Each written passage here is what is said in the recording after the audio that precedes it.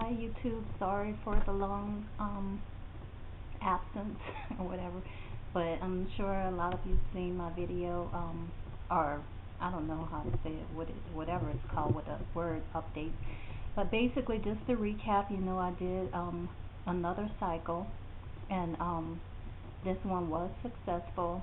I'm pregnant now, and I had last I told you I was going in for my betas.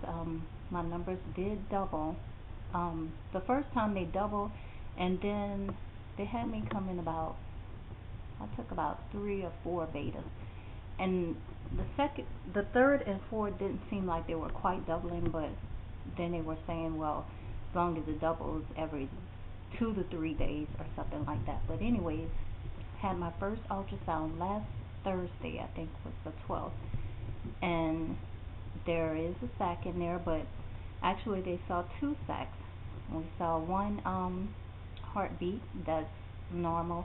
There was another sac, and she was saying that that wasn't anything in there, but there was a normal sac in there. So what they're trying, excuse me about this camera, I have a laptop now, so I'm trying to see how this works.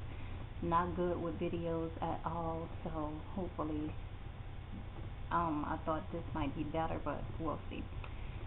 But anyway, so I went in for the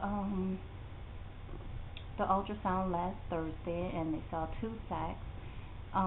Oh, by the way, when we did the transfer, we put 3 in, and against the doctor's advice, it was like the last minute thing, day of, because we were just not settled with putting 2 in, especially after the results for the last time. So we wanted to put 3 in and take our chances.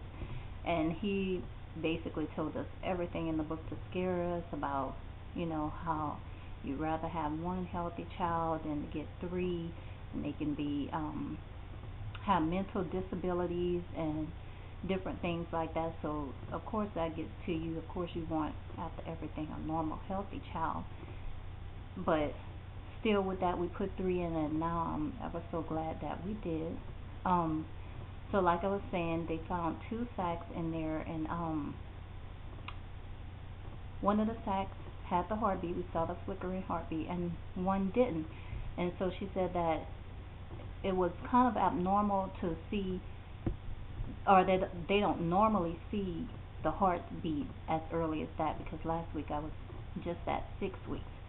And so they told me to schedule in 10 days, which would have been Sunday, but they gave us Friday or Monday, and my husband, he couldn't wait, so he wanted to go in Friday, today of course. So we went, and so it was a different doctor that came in this time, and they're still seeing the 2 sacs, but he's saying the other one is so far behind that he doesn't see that anything will happen with it, but yet he does see something in there, which basically that's what the other doctor told us the last time. She said that they saw something in there, but he's saying because it's so far behind the other one that it's not likely to happen. Anything's not likely to happen. So at this point we still don't know if we're pregnant with twins, basically. So he kind of put a damper on it. My poor husband, he's so hopeful.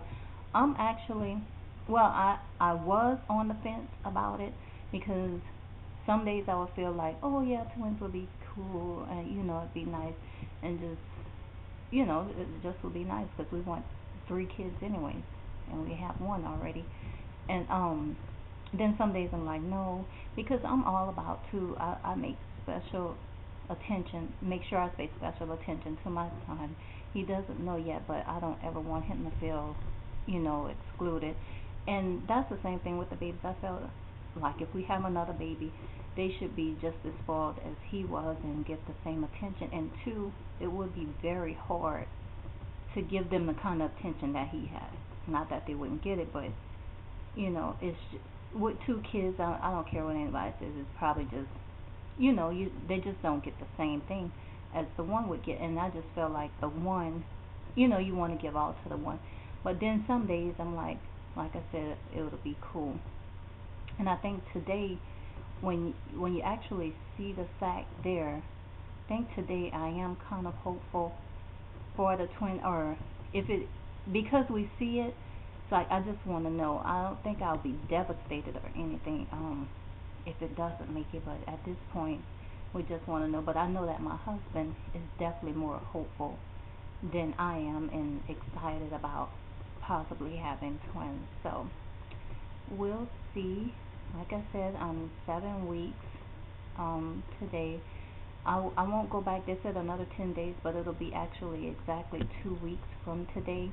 So I probably won't make a video. Like I said, everybody knows I'm bad with videos anyway, so hopefully I'll make a video then.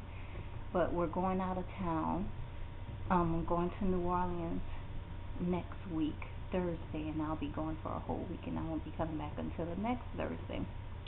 So the doctor said that, you know, with the flight that I could end up bleeding, because he's, like I said, he's not holding out any hope for this other baby at all. And he's saying, you just let me know, don't become too alarmed or anything, because it could be that the bleeding is from this other one, which the other doctor, she basically said I shouldn't have any bleeding and I should call the doctor or whatever, even if this one, she explained about the vanishing twin thing. I'm sure a lot of you probably heard of that, that if it, you know, doesn't go on, that it'll probably be a vanishing twin and it'll just reabsorb, but there shouldn't be any bleeding. So I don't know if he's saying because of the flight thing that it may can cause bleeding, but he says most likely the other baby is perfectly fine. It's just that the bleeding may come from that. So we'll see. I'll just take it easy. As of now, we still haven't told our family. My husband and I'm so excited. I really want to tell, but we're all about surprising our family because we don't live at home. So we just think it'll be cool to pop up or have them come visit us one day and there's just a big belly. And of course with my son, I've kind of read on the internet and they basically said the same thing that I was thinking, that when you explain it to a child, it's hard for them to kind of understand, you know, and your belly just kind of looks the same. So saying, you know, more so.